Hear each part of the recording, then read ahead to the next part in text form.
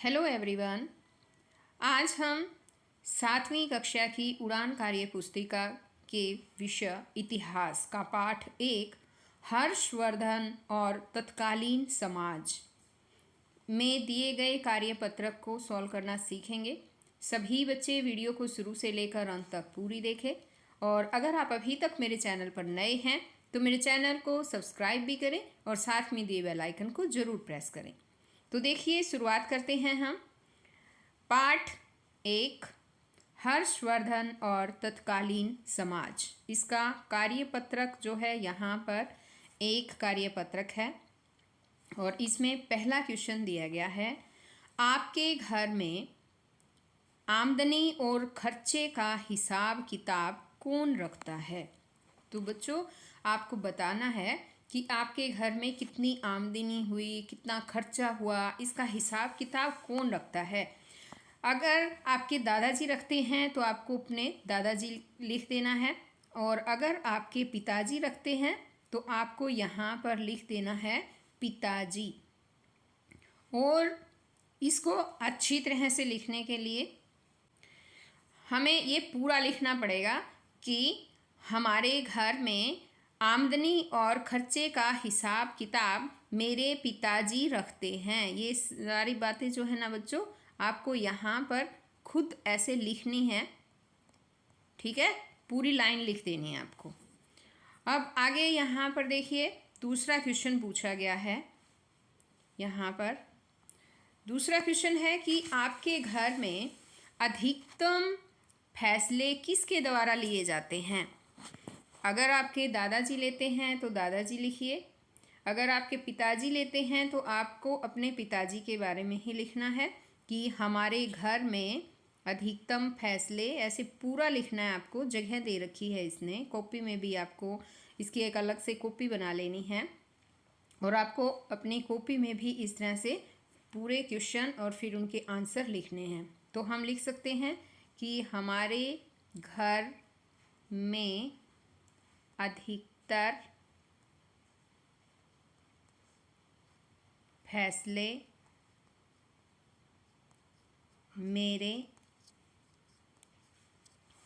पिताजी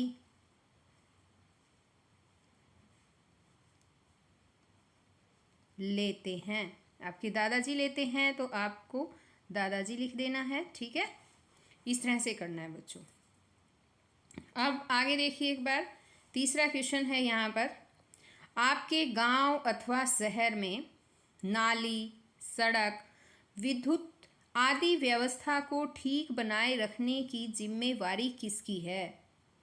तो अब यहाँ पर जो है बच्चों, आपको लिखना है कि इसकी जिम्मेवारी जो है वो नगर निगम की है। तो आपको करना क्या है, ये क्वेश्चन थोड़ा सा तो इसी में से आ जाएगा कि आपके गांव की जगह हमारे गांव लिखना है आपको, ठीक है। यहाँ पर लिखना है आपको हमारे गांव अथवा शहर में, या गांव है तो गांव लिखिए, शहर है तो शहर में नाली, सड़क, विद्युत आदि की व्यवस्था को ठीक बनाए रखने की जिम्मेवारी। यहाँ तक तो आप लिखेंगे, जो क्वेश्चन दे रखा है आंसर में भी इतना ही लिखेंगे। जिम्मेवारी किसकी है, उसके जगह किसकी है की जगह आ जाएगा यहाँ नगर निगम की है, ठीक है। गांव है तो फिर पंचायत की है, ठीक है। इस तरह से लिखना है। अगर आप गांव में रहते हैं तो ये जिम्मेवारी गांव की पंचायत की होती है और अगर आप शहर में रहते हैं तो ये जिम्मेवारी नगर निगम की है। इस तरह से आपको लिखना है। अब आगे देखिए एक बार, फोर्थ क्वेश्चन है यहाँ पर, एक सेकंड, ये फोर्थ क्वेश्चन है, मुखिया और शासक किसे कहते हैं। मुखिया कौन होता है, ग्राम पंचायत का जो प्रधान होता है वो मुखिया होता है। तो मुखिया कौन होता है, हम यहाँ लिखेंगे ग्राम पंचायत का प्रधान मुखिया कहलाता है, ठीक है। इस तरह से लिखेंगे। ये तो मुखिया के बारे में है, ठीक है। दूसरा क्वेश्चन अब इसने पूछा है शासक। अब इसने आगे शासक पूछा है। ये देखिए कि शासक क्या होता है। शासन करने वाला जो व्यक्ति है, वह जो शासन कर रहा है वो शासक होता है, शासन करने वाला व्यक्ति, ठीक है। तो यहाँ हम लिख देंगे शासन करने वाला व्यक्ति, यहाँ पर व्यक्ति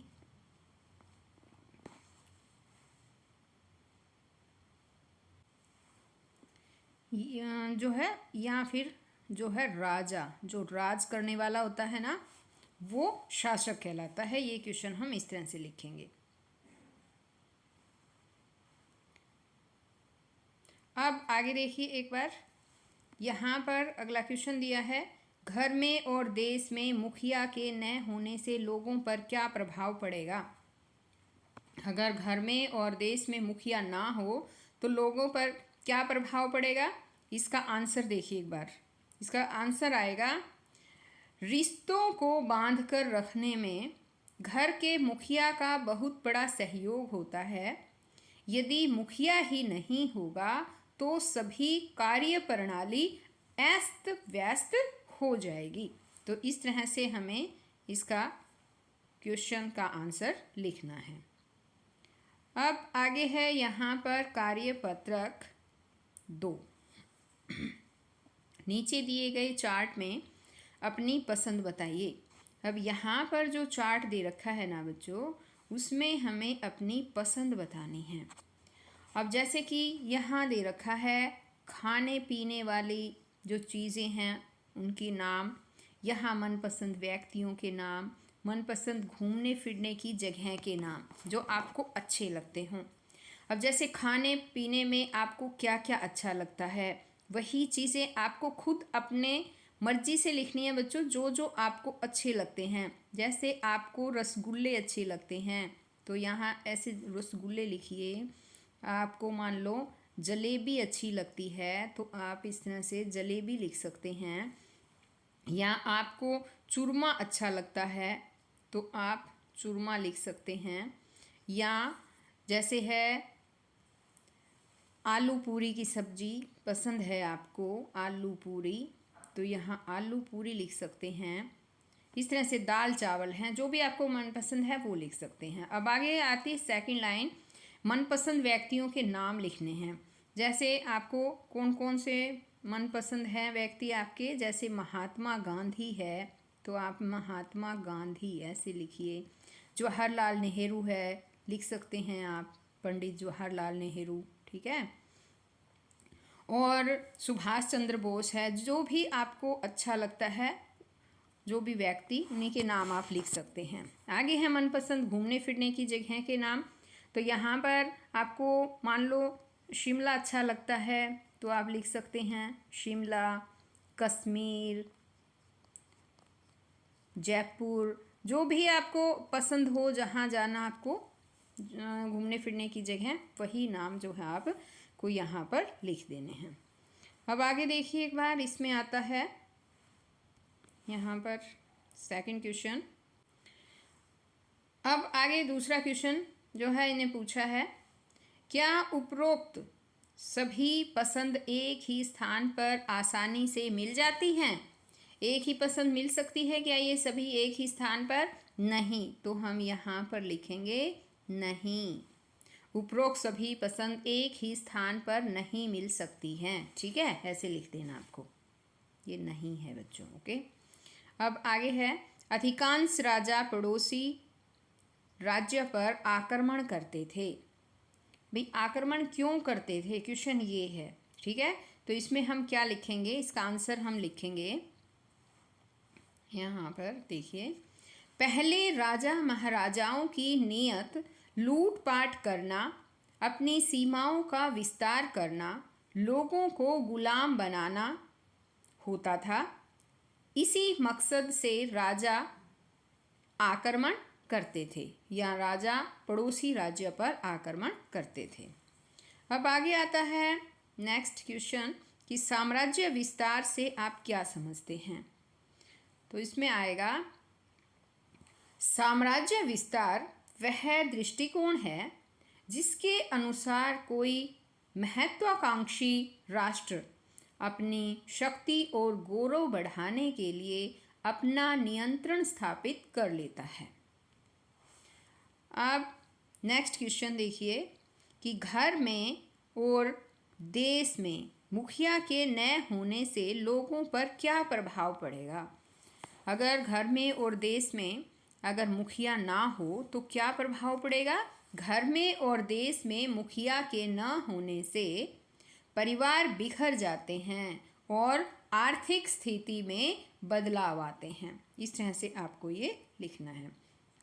तो बच्चों, आज इसमें केवल इतना ही। नेक्स्ट वीडियो में मैं आपके लिए कार्यपत्रक 3 जो है वो लेकर आऊँगी। 3 में आने वाले क्वेश्चंस के आंसर आपको समझाऊंगी। तो हम फिर मिलते हैं नई वीडियो में कार्यपत्रक 3 के साथ। तब तक के लिए बाय।